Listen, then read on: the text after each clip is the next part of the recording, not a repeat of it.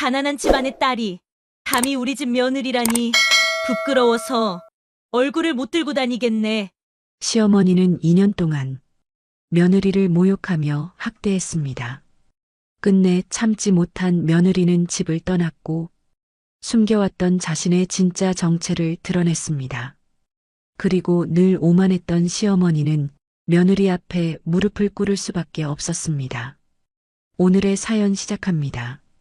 보잘것없는 집안 출신 주제에 우리 집 며느리가 된 것만으로도 감사해야 한다는 말이 거실을 울렸습니다. 시어머니 유경이의 목소리는 대연유통 사장의 아내라는 자부심에서 비롯된 것이었고 그녀의 날카로운 시선은 주방을 향해 있었습니다. 며느리 최수진은 주방 싱크대 앞에서 설거지를 멈추고 있었습니다. 오늘만 몇 번째인지 모를 모욕 속에 손끝에서 흘러내린 물방울이 싱크대에 떨어지는 소리만이 울렸습니다. 그녀의 어깨는 살짝 떨리고 있었습니다. 유경이는 며느리를 위아래로 훑으며 아들은 국내 최고 한결로 펌의 변호사이고 아버지는 대연유통 사장인데 며느리는 가난한 집안 출신으로 격리직이나 하던 인물이라고 비난했습니다.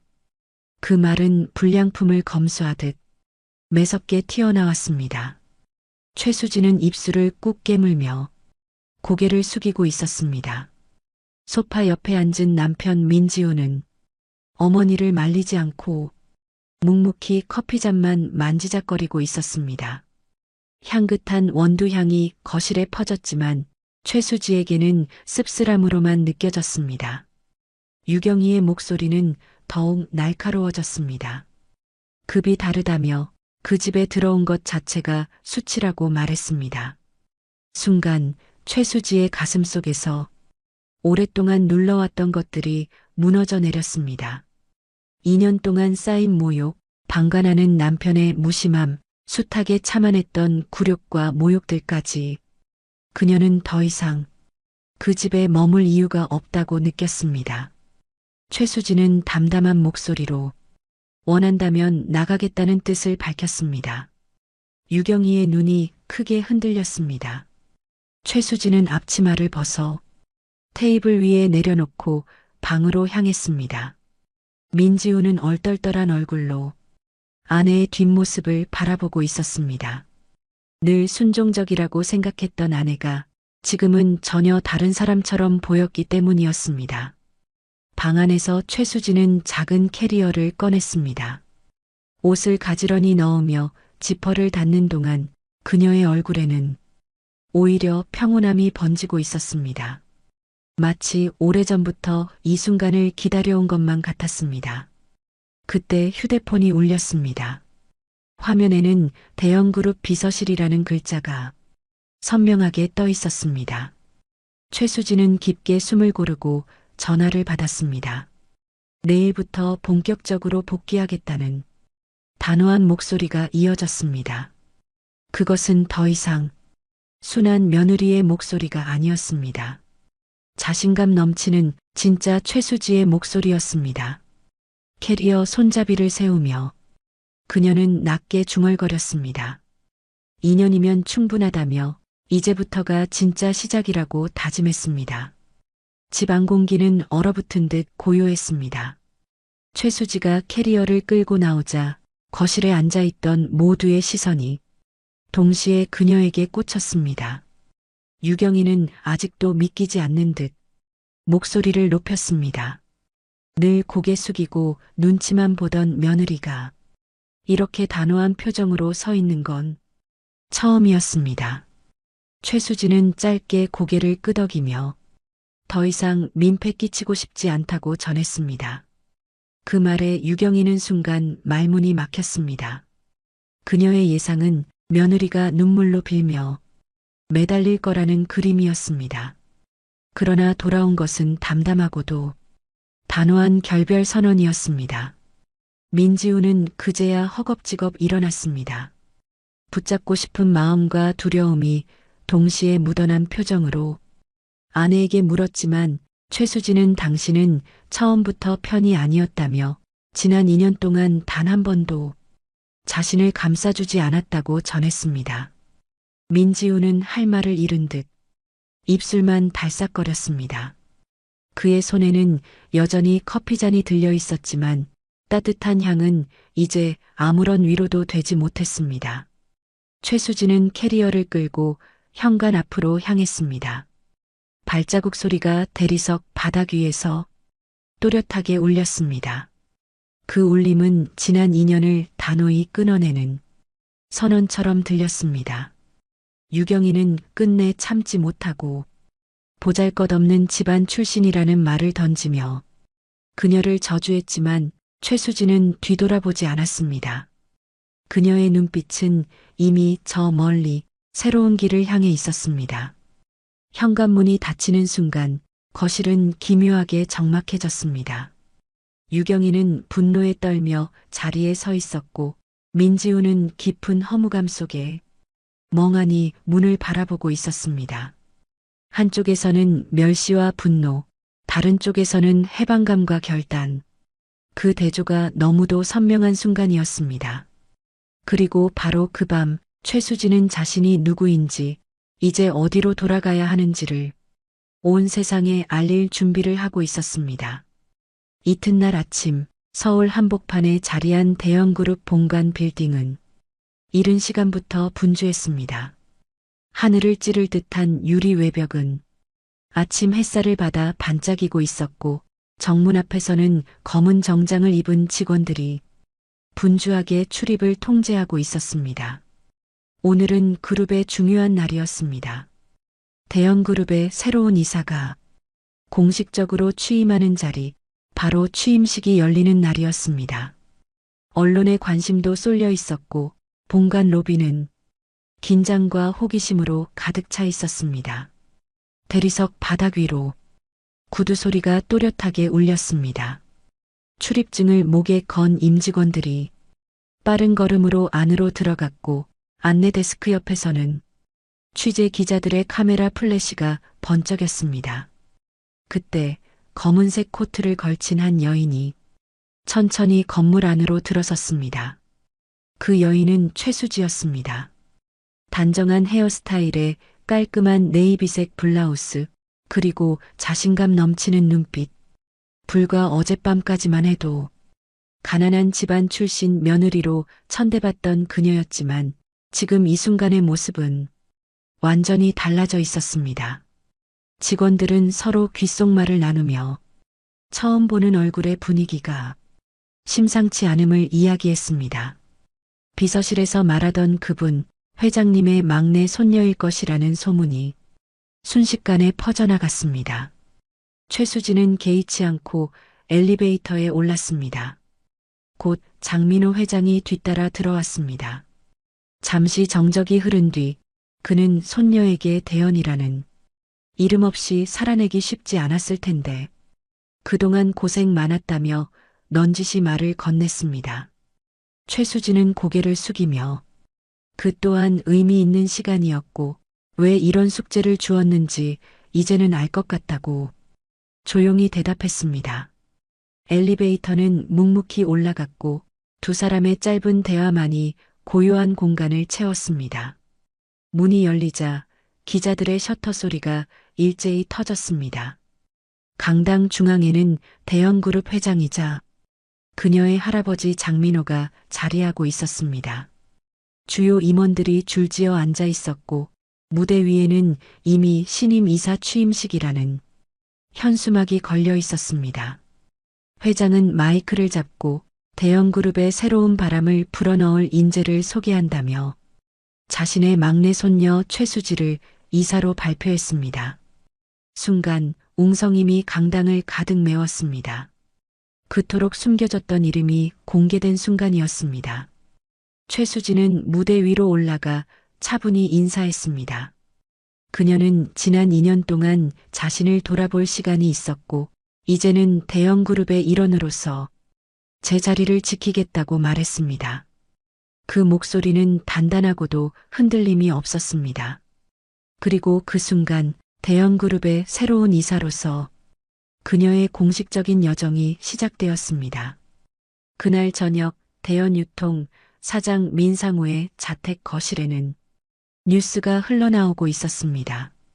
리모컨을 잡고 있던 유경이는 평소처럼 뉴스를 흘려듣고 있었지만 익숙한 목소리가 화면 속에서 흘러나오는 순간 그 손이 굳어버렸습니다. 카메라 화면에는 무대 위에서 당당하게 서 있는 최수지의 모습이 잡혀 있었습니다. 단정한 블라우스 차림, 흔들림 없는 목소리, 그리고 기자들의 카메라 플래시 앞에서 당당한 표정, 유경이의 목소리는 떨렸습니다. 그녀 옆에 앉아있던 남편 민상우 역시 놀란 눈으로 화면을 바라보았습니다. 며느리라 생각했던 여인이 회장 손녀로서 세상 앞에 선 모습은 믿기지 않는 충격이었습니다.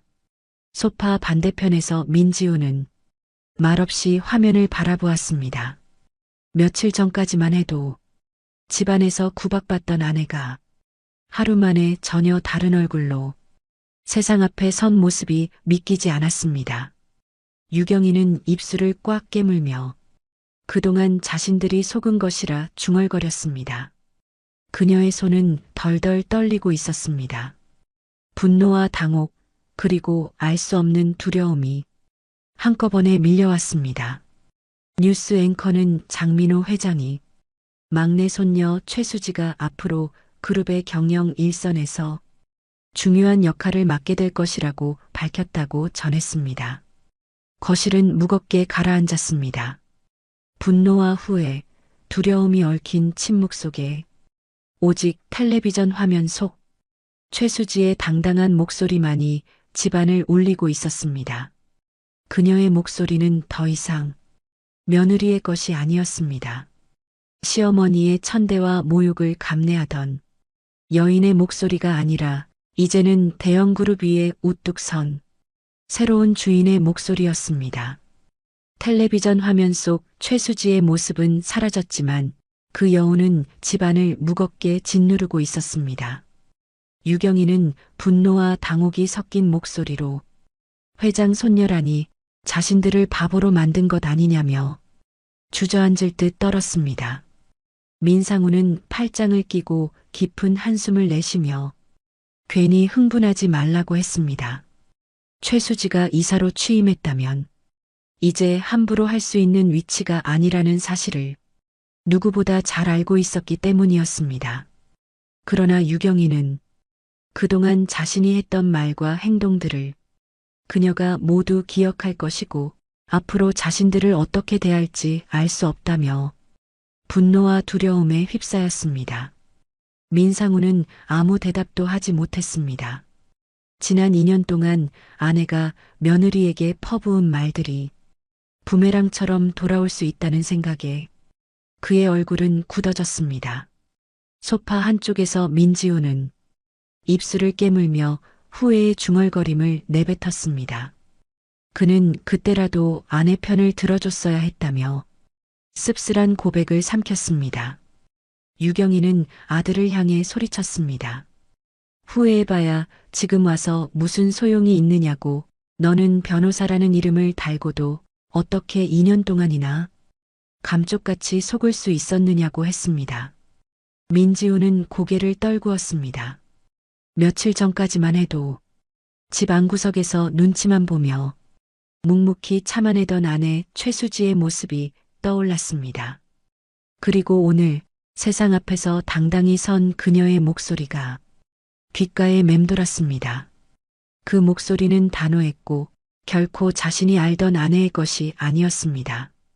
민지훈의 마음속에는 설명할 수 없는 두려움이 차올랐습니다. 유경이는 거실을 오가며 중얼거렸습니다. 여기까지 어떻게 올라왔는데? 민상우는 묵묵히 담배에 불을 붙였습니다. 그 불빛이 순간 그의 얼굴을 비추었고 거기에는 체면을 잃은 가장의 무거운 그림자가 드리워져 있었습니다. 그날 밤 세 사람은 각자의 생각에 잠겼습니다. 그러나 한 가지는 분명했습니다.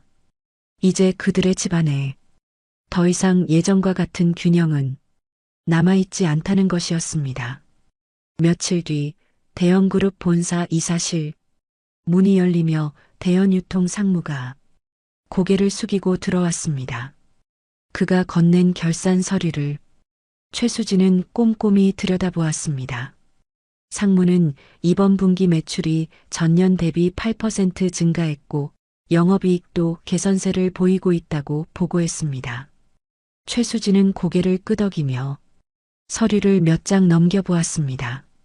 숫자는 깔끔했지만 설명은 뭔가 피상적이었습니다. 그녀는 잠시 생각에 잠긴 뒤 앞으로 이런 보고는 사장에게 직접 받겠다고 말했습니다. 순간 상무의 얼굴이 굳어졌습니다. 그는 놀란 기색을 감추지 못했지만 곧 알겠다고 대답하며 물러났습니다. 그가 이 사실을 나서자 최수진은 창가에 서서 유리 너머로 펼쳐진 도심을 바라보았습니다. 그날 오후 대연유통 사장실, 민상우는 결산 보고를 다시 정리하라는 상무의 말을 듣고 얼굴이 붉어졌습니다. 사장에게 직접 보고를 하라는 요구에 분노와 수치가 뒤섞여 치밀어 올랐습니다. 그러나 민상우는 오래 고민할 수 없었습니다. 회장의 손녀이자 그룹의 이사 앞에서 버틴다는 건 불가능하다는 걸 누구보다 잘 알고 있었기 때문이었습니다. 며칠 뒤 아침 대형그룹 본사 상층부 이사실 문 앞, 민상우는 묵직한 서류 가방을 들고 서 있었습니다. 손바닥에 땀이 맺혀 있었지만 그는 그것을 닦아낼 겨를조차 없었습니다. 비서실 직원이 들어가자며 문을 열어주었습니다. 안으로 들어서자 최수진은 책상 위에 정리된 서류를 정독하고 있었습니다. 고개를 들자마자 마주친 시선은 예전과 달랐습니다. 더 이상 집안에서 구박받던 며느리가 아닌 대형그룹의 이사다운 냉철한 눈빛이었습니다. 최수진은 사장을 앉히며 보고를 받았습니다. 민상우는 잠시 머뭇거리다 의자에 앉으며 결산 보고서를 내밀었습니다. 그가 매출과 영업이익을 설명하려 하자 최수진은 손을 들어 말을 막았습니다. 숫자 설명은 자료에 다 적혀 있다며 자신이 알고 싶은 건 앞으로의 전략과 리스크 관리 방안이라고 했습니다. 단순한 수치 나열이라면 상무에게서도 들을 수 있다는 말이었습니다. 순간 민상우의 목에 힘줄이 붉어졌습니다. 그는 자신의 업무 방식을 지적하려는 것이냐고 따져 물었습니다. 최수진은 흔들림 없는 시선으로 그룹 전체를 위해 필요한 이야기를 요구하는 것뿐이라고 답했습니다. 앞으로는 단순 보고가 아니라 대연유통이 어떤 방향으로 나아갈지를 직접 말해주어야 한다고 강조했습니다. 이사와 사장, 며느리와 시아버지, 두 관계가 한 공간에서 교차하며 공기는 팽팽하게 얼어붙었습니다. 민상우는 손에 든 펜을 천천히 굴리며 말을 이었습니다. 앞으로는 준비를 달리 하겠다는 굴욕 섞인 대답이었습니다. 그 순간 최수지가 이제 단순한 며느리가 아닌 자신의 상급자로 군림하게 되었음을 민상우는 뼈저리게 실감했습니다. 늦은 저녁 민상우가 집으로 돌아왔습니다. 현관에 들어선 그의 어두운 표정을 본 유경이는 다급히 이유를 물었습니다. 민상우는 넥타이를 느슨하게 풀며 소파에 털썩 앉았습니다. 잠시 말없이 숨을 고른 뒤 오늘 낮에 최수지를 만났다고 중얼거렸습니다. 그녀 앞에서 직접 결산 보고를 했다는 사실이 무겁게 흘러나왔습니다. 유경이의 눈이 크게 흔들렸습니다. 그녀는 믿기지 않는다는 듯 목소리를 높였습니다. 민상우는 어쩔 수 없었다며 회장의 손녀라는데 버틴들 무슨 소용이 있겠냐고 했습니다. 오히려 더 곤란해질 뿐이라며 체념 어린 한숨을 내쉬었습니다. 유경이는 치를 떨며 손을 움켜쥐었습니다. 앞으로도 매번 그렇게 고개 숙일 거냐며 그동안 자신이 멸시하던 며느리 앞에서 남편까지 그 밑으로 들어가게 되었음을 분개했습니다. 민상우는 말없이 술잔을 기울이며 회사 서열은 어쩔 수 없고 집안 문제와는 다르다고 허탈하게 대답했습니다. 유경이는 단호하게 외쳤습니다. 회사의 서열이 곧 집안의 서열이 된다며 사람들이 알게 되면 자신들이 며느리 발밑에서 굴복했다고 소문날 것이라고 목소리를 높였습니다. 순간 민상우는 잔을 탁자 위에 세게 내려놓으며 분노를 드러냈습니다. 그는 보고를 하지 않으면 곧바로 회장 귀에 들어가고 그때는 자신의 자리가 위태로워질 것이라며 절망을 토로했습니다. 거실의 공기는 순식간에 얼어붙었습니다. 유경이는 이를 악문 채 한참을 말없이 서 있었고 민상우는 묵묵히 창밖만 바라보았습니다. 그날 밤 두 사람 사이에는 말로 표현할 수 없는 골이 생겼습니다. 집안의 위계와 회사의 위계가 완전히 뒤집힌 현실 앞에서 부부는 서로에게서 위안을 찾지 못했습니다. 다음 날 오전 대형그룹 본사 로비, 고급 코트를 걸친 유경이가 굳은 표정으로 안으로 들어섰습니다. 그녀는 최수지를 만나러 왔다며 짧게 말을 남겼습니다. 그 목소리에는 억눌린 분노가 배어 있었습니다. 잠시 후 이사실 문이 열리자 최수지가 차분히 고개를 들었습니다. 유경이의 눈빛은 불타올랐고 최수지의 눈빛은 더욱 단단했습니다. 유경이는 거침없이 쏟아냈습니다. 사람을 감쪽같이 속이고 집안 며느리인 척 들어와서는 이제 그것을 빌미로 복수를 하려 한다며 시아버지에게 직접 보고를 시킨 것이냐고 따져 물었습니다. 최수지는 잠시 숨을 고른 뒤 담담히 입을 열었습니다. 자신은 속인 적이 없으며 처음부터 대형그룹의 손녀였다고 다만 스스로를 증명하기 위해 대연유통의 격리직부터 시작했을 뿐이라고 설명했습니다. 유경이는 거짓말이라며 분노로 치를 떨었습니다. 최수지는 도리어 처음부터 혼인을 주선한 것은 장민호 회장이었다고 짚었습니다. 그리고 자신은 민지훈을 사랑했고 함께 미래를 꿈꿨지만 민지훈이 변호사가 되어 한결로펌에 들어가자마자 시어머니의 태도가 변했다고 담담히 지적했습니다. 그녀는 가난한 집안 며느리라며 수치라고 했던 그 말들을 떠올리며 짧은 숨을 고른 뒤 다시 말했습니다. 덕분에 사람을 어떻게 대해야 하는지, 어떤 말이 칼보다 날카롭게 남는지 많이 배웠다며 자신을 단단하게 만든 것에 감사의 말을 전했습니다. 그녀의 입가에 옅은 미소가 번졌지만 그 미소는 따뜻함이 아닌 냉정한 결별의 표시였습니다. 최수지는 혼인신고조차 하지 않았으니 법적으로는 남남이라며 앞으로는 마주치지 않는 것이 좋겠다고 분명히 선을 그었습니다. 유경이는 아무 말도 하지 못했습니다. 눈앞에 선 여인은 더 이상 자신이 무시하던 며느리가 아니라 대형그룹의 이사로서 냉철하게 결단을 내리는 사람이었습니다. 지난 2년 동안 내뱉었던 모진 말과 학대는 이제 부메랑이 되어 유경이의 가슴을 후벼 팠습니다. 최수지는 마지막으로 건강하시길 바란다고 전하며 차갑지도 따뜻하지도 않은 담담한 이별의 선언을 남겼습니다. 며칠 뒤 대형그룹 본사 회의실, 긴 테이블 위에는 서류가 가지런히 놓였고 공기는 잔뜩 긴장으로 얼어 있었습니다. 최수지는 차분히 자료를 훑어보고 있었습니다. 그 맞은편에는 한결로펌 변호사 몇 명이 앉아 있었고 그들 사이에는 민지훈도 있었습니다. 그의 얼굴빛은 창백했습니다. 최수지는 서류 한 장을 들어 올리며 이번 대연유통 물류계약건을 지적했습니다. 계열사에는 유리하지만 그룹 전체에는 손해가 나는 구조라며 전속 자문 로펌으로서의 책임을 물었습니다. 한 변호사가 업계 관행이라 변명했지만 최수지는 날카롭게 끊으며 그것은 편파일 뿐이고 한결로펌이 그것을 통과시킨 책임이 분명히 있다고 지적했습니다.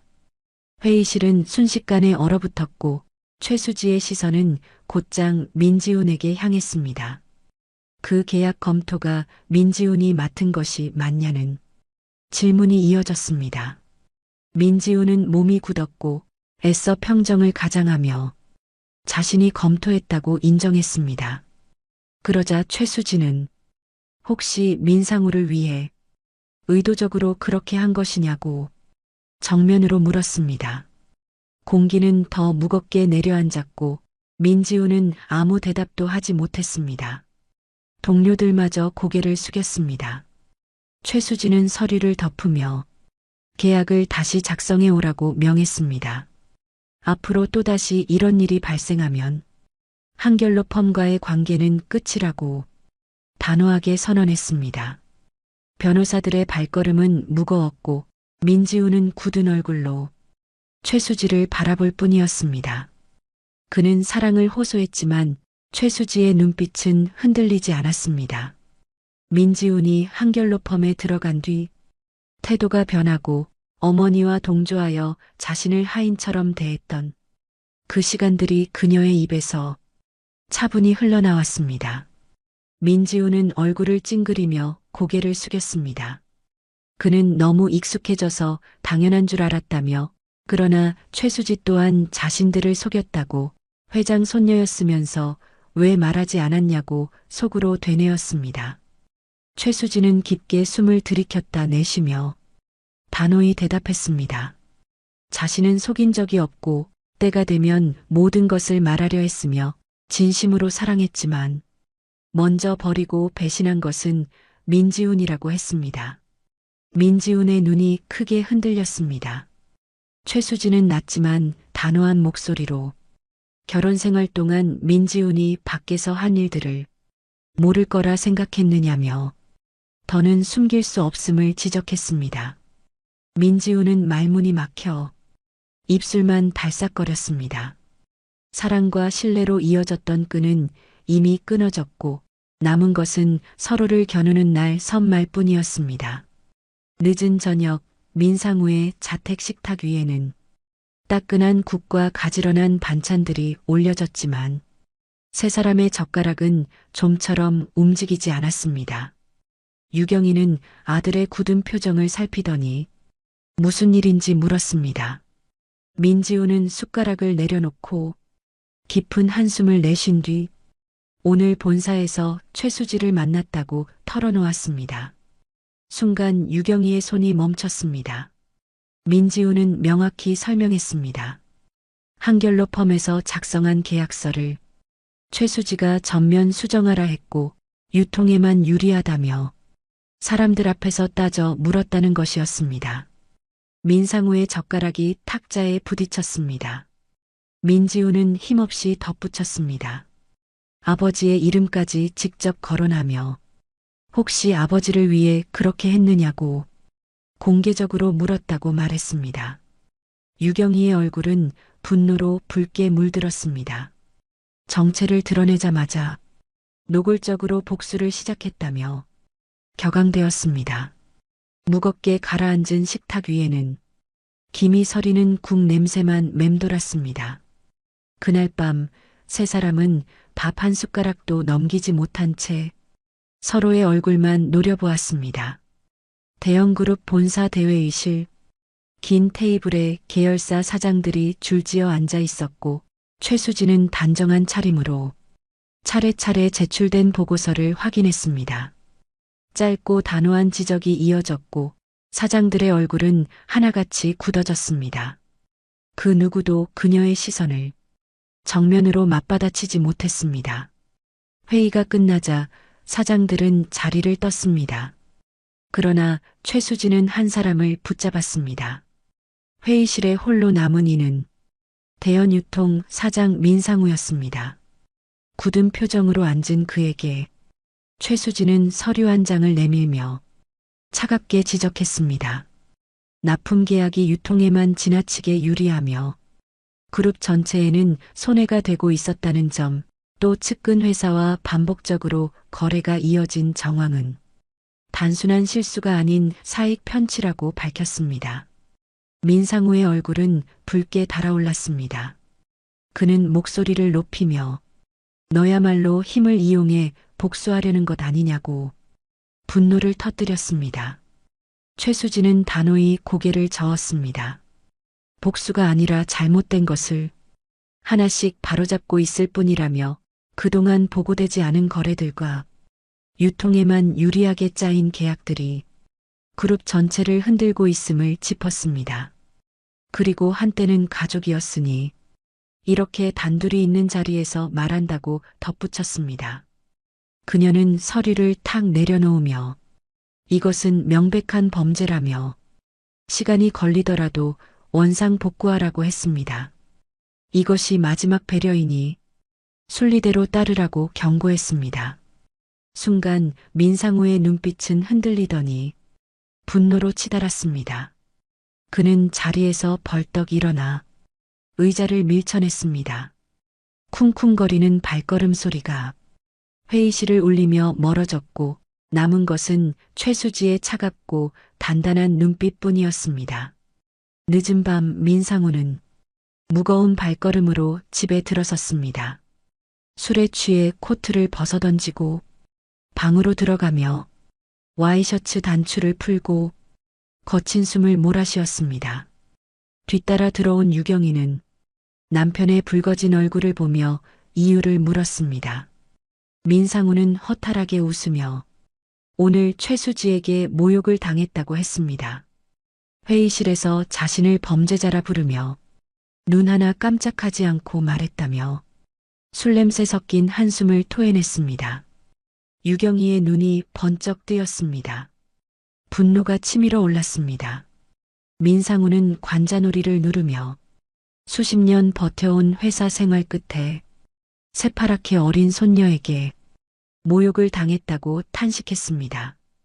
그 모습을 지켜본 유경이의 눈빛은 싸늘히 식었습니다.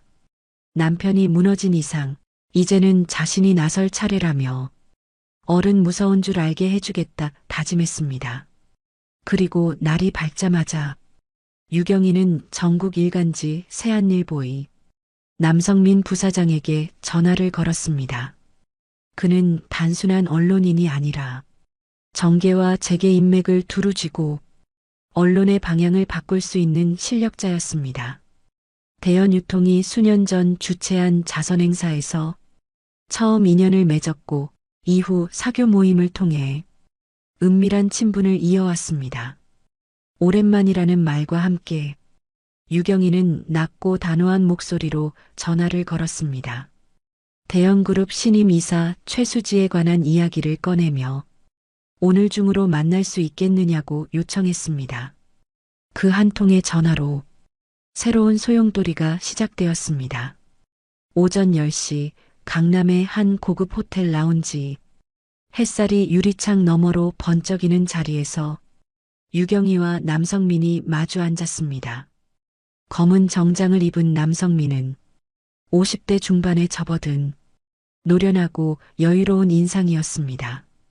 그는 잔잔히 커피를 흔들며 이번 만남의 목적을 물었습니다. 유경이는 얇은 미소를 띠며 대형 그룹이 흔들리고 있으며 그 원인은 다름 아닌 신임 이사 최수지라고 단언했습니다. 남성민은 흥미로운 듯 몸을 앞으로 기울이며 회장 손녀라던데 벌써 소문이 무성하다며 뭔가 숨겨진 이야기가 있느냐고 물었습니다. 유경이는 목소리를 낮추며 최수진은 처음부터 아들을 이용해 집안에 들어왔고 며느리 행세를 하며 2년 동안 내부를 지켜봤다며 사랑이 아니라 계산이었고 때가 되자 본색을 드러낸 것이라고 말했습니다. 그것은 위장 결혼이자 치밀한 침투라고 단언했습니다. 남성민의 눈빛은 번뜩였습니다. 그는 곧 수첩을 꺼내 메모를 하며 독자들이 좋아할 만한 이야기라며 재벌가의 권력 다툼은 파급력이 크다고 덧붙였습니다. 유경이는 고개를 끄덕이며 자신이 원하는 건 단순하다며 최수지가 회장 손녀라는 이름 대신 위장 며느리라는 오명을 쓰게 만드는 것이라고 말했습니다. 그 아이가 집안을 모욕한 만큼 이제는 세상이 그 아이를 손가락질하게 만들어야 한다는 것이었습니다. 남성민은 씩 웃으며 기사 방향은 자신이 알아서 하겠다고 사모님의 이름은 드러나지 않고 오직 이야기만 남을 것이라고 장담했습니다. 그날 오후 주요 경제지와 방송국 몇 곳의 편집국에는 동시에 비슷한 제보가 흘러들었습니다. 대형그룹 신임 이사, 위장 결혼 의혹, 사랑이 아니라 계산, 대연을 뒤흔든 숨겨진 이야기. 소문은 마침내 세상 밖으로 퍼져나가기 시작했습니다. 굵은 활자가 박힌 신문은 아침부터 서점과 가판대를 채웠고 포털 사이트에는 최수지, 위장 결혼, 회장 손녀가 실시간 검색어 상위권에 올랐습니다. 저녁 뉴스는 메인 화면을 장식하며 앵커의 무거운 목소리로 소식을 전했습니다. 시민들의 반응은 빠르고 차가웠습니다. 출근길 지하철 안 휴대전화를 본 직장인들이 서로 고개를 맞대며 수군거렸습니다.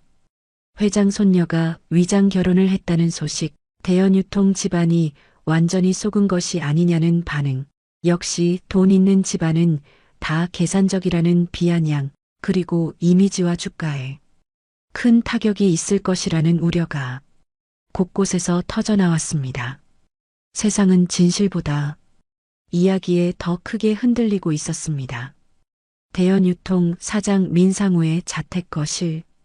유경이는 뉴스 화면을 보며 만족스러운 미소를 감추지 않았습니다.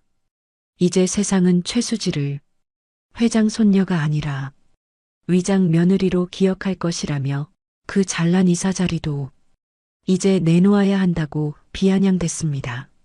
민상우는 안경을 벗어 얼굴을 감쌌습니다.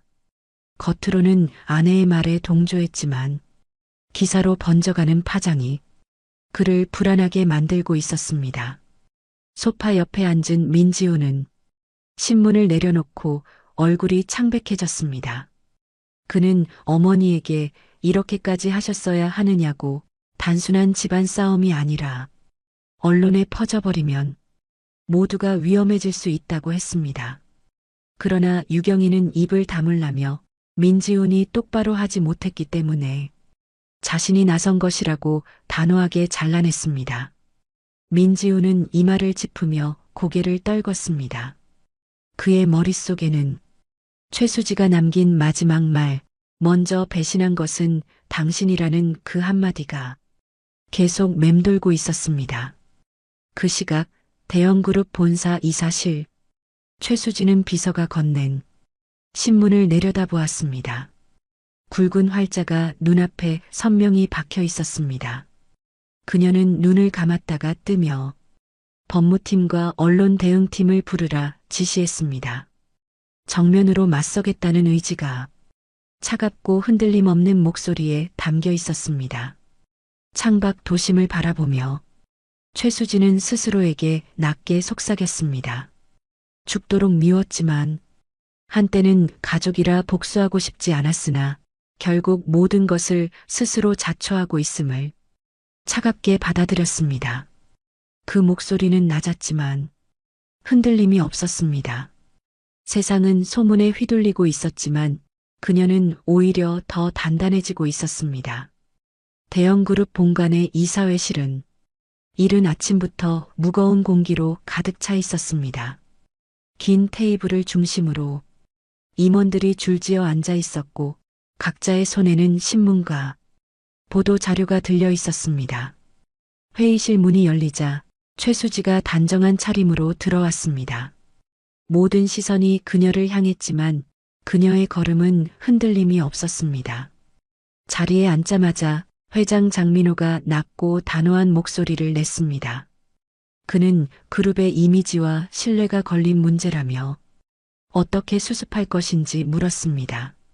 최수지는 잠시 숨을 고른 뒤 천천히 입을 열었습니다. 자신은 신분을 숨긴 적이 없으며 지금 언론이 말하는 것은 모두 왜곡과 조작이라고 밝혔습니다. 임원 중 한 명이 날카롭게 끼어들며 지금은 해명보다 대책이 필요하다고 했습니다. 언론 대응과 법적 조치에 대해 명확히 밝히라는 요구였습니다.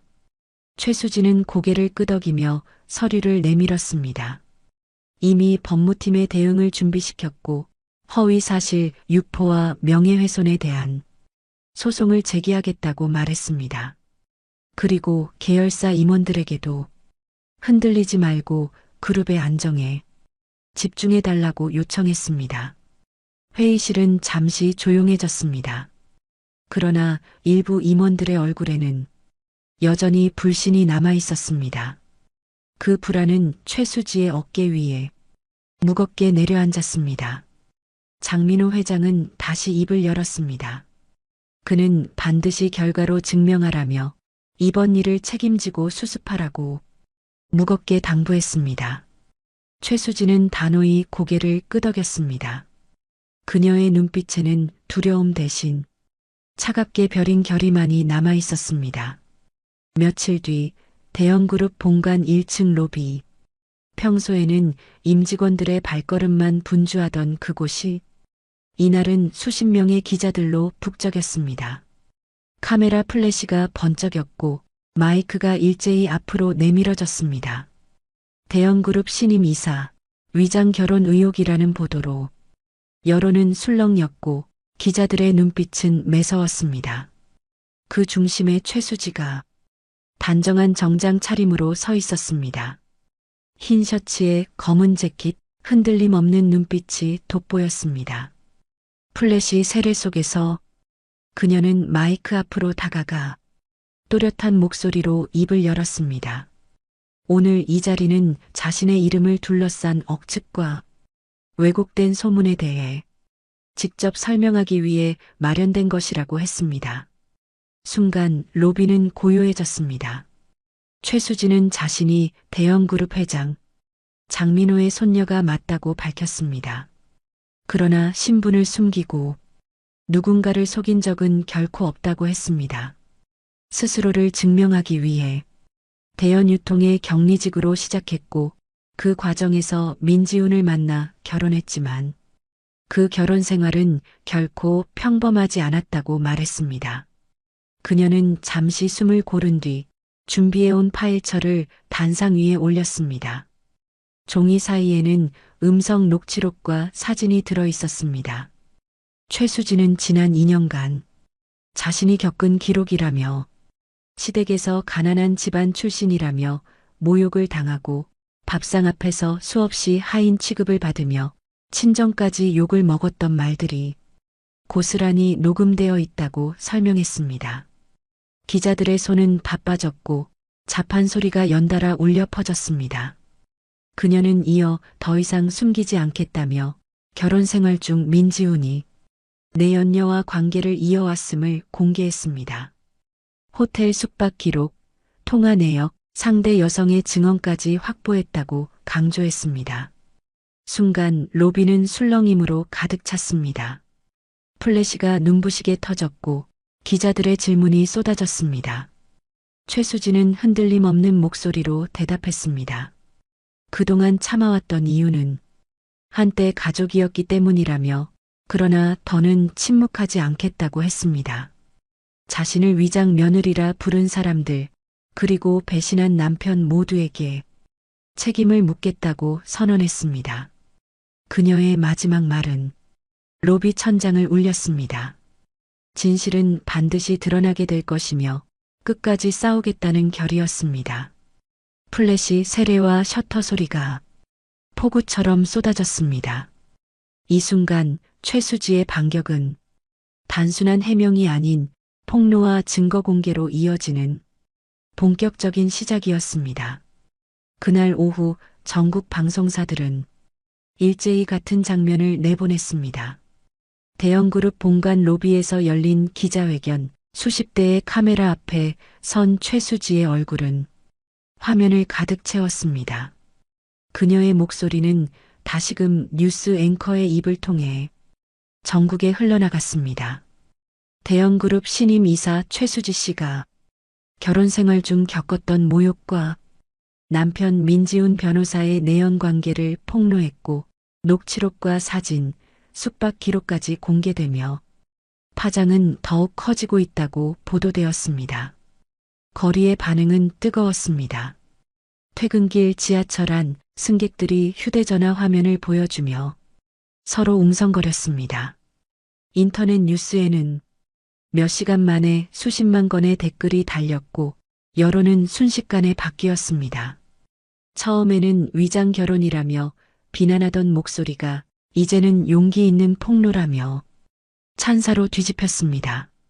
대연유통 사장 민상우의 자택 거실, 텔레비전 화면에 최수지, 기자회견 장면이 다시 흘러나오자 유경희의 얼굴은 굳어졌습니다. 그녀는 수저를 탁자 위에 내던지며 치를 떨었습니다. 감히 이런 식으로 나오다니 기자들 앞에서 집안 망신을 다 시킨다고 분노에 찬 목소리를 내뱉었습니다. 민상우는 무겁게 고개를 떨군 채 깊은 숨을 몰아쉬었습니다. 그는 녹취록까지 준비했을 줄은 몰랐다며 큰일이 났음을 실감했습니다. 민지우는 말없이 소파에 앉아 화면을 응시했습니다. 거기에는 자신과 내연녀의 사진, 호텔 영수증 사본이 그대로 비춰지고 있었습니다. 그의 얼굴은 하얗게 질려 있었고 손끝은 부들부들 떨리고 있었습니다. 그가 아버지와 어머니를 부르며 무언가를 말하려 했지만 유경이는 분노에 찬 눈빛으로 아들을 노려보며 꾸짖었습니다. 내가 제대로 하지 못했으니 이런 꼴이 났다고 단호히 잘라냈습니다. 대형그룹 본사 이사실, 비서가 흥분된 얼굴로 들어와 보고했습니다.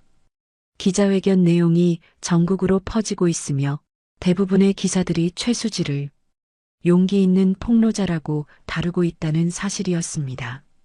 여론이 급격히 달라지고 있음을 전했습니다.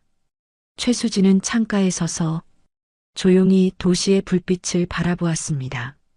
그녀의 눈빛에는 안도와 슬픔이 동시에 어렸습니다. 그러나 목소리는 차갑게 굳어 있었습니다.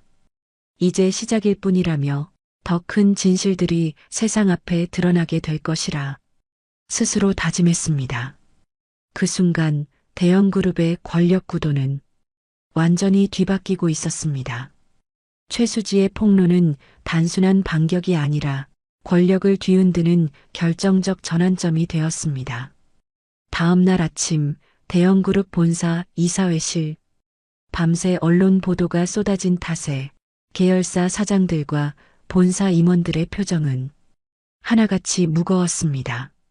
테이블 위에는 신문과 보도자료가 뒤섞여 있었고 정적만이 공간을 짓눌렀습니다. 문이 열리자 최수지가 당당한 발걸음으로 들어섰습니다. 모두의 시선이 그에게 꽂혔습니다. 그녀는 단상 앞에 서서 차분하지만 단호한 목소리로 이사회를 소집한 이유를 밝혔습니다. 대연유통과 계열사 전반의 의혹을 정식으로 다루기 위함이며 이는 사적인 감정이 아니라 그룹의 명운이 걸린 문제라 말했습니다. 회의실은 술렁였고 몇몇은 시선을 피했으며 또 몇몇은 긴장된 얼굴로 메모를 하기 시작했습니다. 최수지는 준비해온 서류철을 꺼내 테이블 위에 올렸습니다. 지난 2년간 보고되지 않은 거래, 의심스러운 계약, 내부 구성원을 향한 갑질 정황이 확인되었다고 밝혔습니다. 이사회 차원에서 특별조사위원회를 꾸려 낱낱이 조사해야 한다고 강조했습니다. 테이블 끝에 앉아있던 민상우의 얼굴은 굳어졌습니다. 임원들 사이에서 웅성거림이 번졌고 곧 표결이 이루어졌습니다. 대다수 임원은 찬성표를 던졌고 결과는 명백했습니다. 최수지는 단호히 선언했습니다. 오늘부로 대연유통을 포함한 전 계열사에 대한 특별조사가 시작되며 자신이 위원회를 직접 이끌겠다고 했습니다. 순간 민상우의 얼굴은 창백하게 굳어졌습니다. 그날 긴급 이사회는 대형그룹 역사에 전례 없는 결정을 남겼습니다. 대연유통 사장을 포함한 계열사 전반에 대한 본격적인 조사. 최수지의 주재 아래 권력의 판은 완전히 뒤집히고 있었습니다. 기자회견 다음 날 한결로펌 사무실에도 먹구름이 드리웠습니다. 대형 화면에는 최수지의 기자회견 장면이 반복 재생되고 있었습니다. 내 연녀와의 사진, 호텔 영수증, 녹취록이 차례로 비칠 때마다 동료 변호사들의 시선은 민지훈에게 향했습니다. 그는 책상 앞에 앉아 있었지만 손끝은 펜을 붙잡지 못한 채 허공을 더듬었습니다. 회의실에서는 무거운 공기 속에 대표 변호사가 냉정하게 목소리를 높였습니다. 민지훈의 사생활이 로펌 전체의 신뢰를 무너뜨리고 있다고 말했습니다. 언론은 이미 그를 파렴치한 변호사라 부르고 있었고 이대로라면 대형과의 협력 관계가 끊어질 것이라고 경고했습니다. 민지훈은 떨리는 목소리로 일시적 잘못이었다고 변명했지만 대표는 단호하게 말을 잘랐습니다. 개인의 잘못을 감쌀 수 없으며 동료들까지 욕을 먹게 했으니 물러나야 한다고 선언했습니다. 회의실은 정막에 잠겼고 누구도 그를 두둔하지 않았습니다. 민지훈은 자신이 더 이상 설 자리가 없음을 깨달았습니다. 머릿속에는 최수지의 냉정한 목소리가 계속 맴돌았습니다. 복도를 걸으며 마주친 직원들의 시선은 더 이상 존중이 아니었습니다. 누군가는 냉소를 지었고 누군가는 혀를 찼습니다. 민지훈은 마지막으로 책상을 정리하며 서류 가방을 닫았습니다. 손끝이 떨려 펜조차 잡히지 않았습니다. 그가 사무실을 떠나는 순간 한때 유능한 변호사라 불리던 이름은 파렴치한 인간이라는 낙인으로 바뀌어 있었습니다. 그날 저녁 유경희의 집 거실. 세 가족이 한자리에 앉아 있었지만 분위기는 숨막히게 무거웠습니다. 식탁 위 반찬은 손도 대지 못한 채 식어갔고 공기에는 깊은 한숨만 감돌았습니다. 먼저 입을 연 사람은 민지훈이었습니다. 그는 고개를 숙인 채 낮게 중얼거렸습니다. 오늘 로펌에서 나왔습니다. 언론이 저를 파렴치한 변호사라 부르는데 어느 사무실이 저를 받아주겠습니까? 앞으로 개업 같은 건 꿈도 못 꾸게 되었어요. 제 앞길은 완전히 막혔습니다.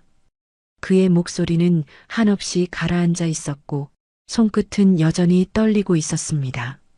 잠시 침묵이 흘렀습니다. 이번에는 민상우가 입을 열었습니다. 그의 얼굴은 창백했고 두 눈은 불안에 잠겨 있었습니다. 대연유통에도 곧 본사 감찰이 들어올 거다. 이사회에서 특별조사위원회를 꾸렸어. 아마 나를 무너뜨리기 위함이겠지. 그동안 내가 해왔던 일들이 대연 본사에 알려진다면 소송까지 가게 될 거다. 그렇게 되면 난 파산이야. 우리 집안은 무너질 거라고. 그의 목소리는 절망으로 뒤섞여 있었고 식탁 위에 내려놓은 손은 힘없이 떨리고 있었습니다. 유경이는 아무 말도 하지 못했습니다. 분노와 후회, 두려움이 한꺼번에 몰려와 가슴을 짓눌렀지만 내놓을 수 있는 해답은 없었습니다.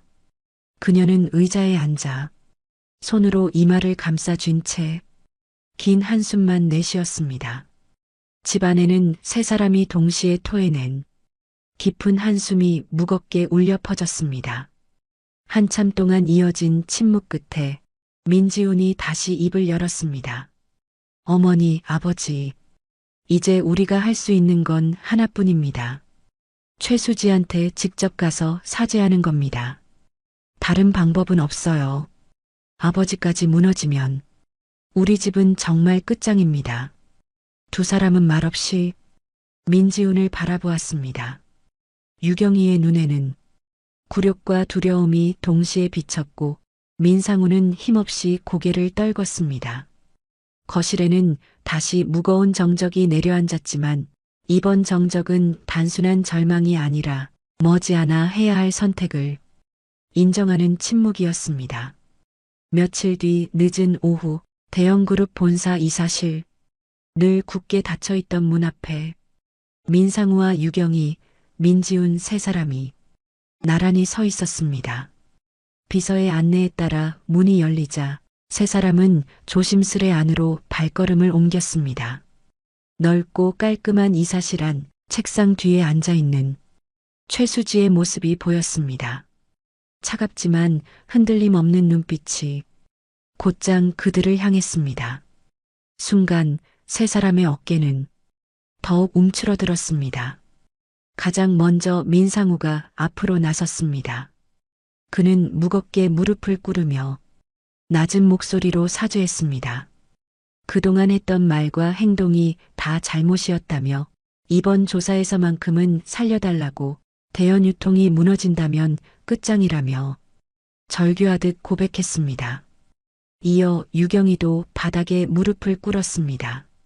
손끝이 바닥을 움켜쥘 정도로 떨리며 그녀는 무시와 멸시, 상처 주었던 말들을 기억한다며 어리석었던 자신을 고백했습니다.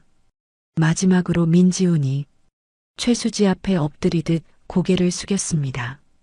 그는 아내를 지켜주지 못했고 배신까지 했으며 부모의 학대에 외면했고 결국 다른 여자까지 만났다고 인정했습니다.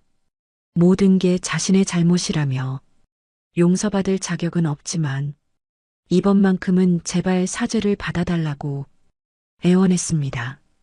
최수지는 묵묵히 세 사람을 내려다보았습니다. 그들의 무릎 꿇은 모습은 과거 자신이 눈물을 삼키던 순간과 겹쳐 보였습니다. 잠시 침묵 끝에 그녀는 낮지만 단호하게 말했습니다. 정말 미웠지만 많은 걸 배웠고 한때 가족이었기에 참았으나 결국 모든 것을 자초한 건 당신들이라고 선언했습니다. 그녀는 자리에서 일어나 창가로 다가갔습니다. 도심의 불빛이 그녀의 어깨를 감쌌습니다. 사죄한다고 달라지지 않는다며 이제는 감정이 아니라 절차가 모든 걸 말해줄 것이고 자신은 더 이상 며느리가 아닌 대형그룹의 이사로서 행동할 것이라 못 박았습니다. 그 말에 세 사람의 어깨는 한없이 무겁게 내려앉았습니다. 이사실 바닥에 무릎을 꿇은 채 흘러나온 한숨만이 그들의 몰락을 증명했습니다. 대형그룹 특별조사위원회의 감찰은 한 달 가까이 이어졌습니다. 대연유통 본사와 지점 곳곳에서 자료가 수거되었고 회계장부와 계약서, 내부 보고서가 하나하나 검토되었습니다. 조사관들이 오가는 동안 직원들의 발걸음은 늘 불안하게 떨렸습니다. 마침내 모든 결과가 이사회 앞에 보고되었습니다. 그날 오후 대형그룹 본사 대회의실, 긴 테이블 중앙에 앉은 최수지 이사가 단호히 결론을 읽어내려갔습니다. 대연유통은 지난 3년간 특정 협력업체에 일감을 몰아주어 계열사의 이익을 침해했고 허위 보고서를 제출해 본사의 감시망을 피해왔습니다. 또한 일부 자금은 사장 개인의 계좌와 연결된 사실이 확인되었습니다. 순간 회의실은 술렁였습니다. 임원들은 고개를 저으며 긴 한숨을 내쉬었습니다. 최수진은 흔들림 없는 목소리로 최종 결정을 고지했습니다. 따라서 대연유통 사장 민상우는 모든 책임을 지고 자리에서 물러나야 한다고 이사회는 만장일치로 사임 권고안을 의결했다고 선언했습니다. 테이블 끝자리에 앉아있던 민상우의 얼굴은 순식간에 창백해졌습니다. 손에 쥔 펜이 바닥에 떨어져 덜컥 소리를 냈습니다. 그는 자리에서 일어나려 했지만 다리에 힘이 풀려 주저앉고 말았습니다. 수십 년 버텨온 자리가 이렇게 무너질 수 있음을 깨달으며 허탈함과 절망만이 남았습니다. 그 순간 그가 지켜온 권위와 체면은 산산이 부서져 내렸습니다. 조사 결과가 언론에 공개되자 다음 날 아침 신문 일면은 굵은 활자로 채워졌습니다. 거리의 시민들은 고개를 저으며 수군거렸습니다. 유경이의 집. 뉴스를 지켜보던 그녀는 손으로 입을 가렸습니다. 눈앞이 어지러워지고 심장은 미친 듯이 뛰었습니다. 민지우는 말없이 소파에 앉아 텔레비전을 바라봤습니다. 아버지의 이름이 자막에 걸린 순간 그의 눈은 허공만을 떠돌았습니다. 민상우는 무겁게 고개를 떨군 채 손으로 얼굴을 감싸쥐었습니다. 끝이구나. 모든 걸 잃었다는 허탈한 중얼거림이 흘러나왔습니다. 거실 안에는 깊은 한숨만이 가득 메워졌습니다. 그들의 몰락은 더 이상 막을 수 없는 현실이 되어 있었습니다. 대연유통 특별조사 이후 본사는 곧바로 법적 절차에 착수했습니다.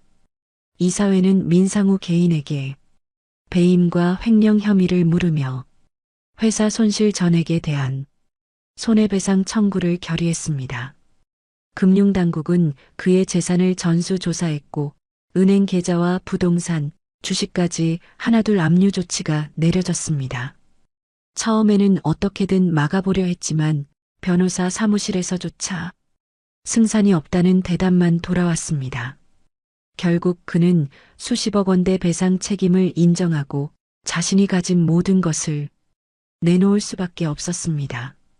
집안 곳곳에 그림들이 사라졌고 유경이의 각종 금부치가 사라졌습니다. 재산 목록에 올라있던 빌딩과 땅도 하루아침에 다른 이름으로 넘어갔습니다.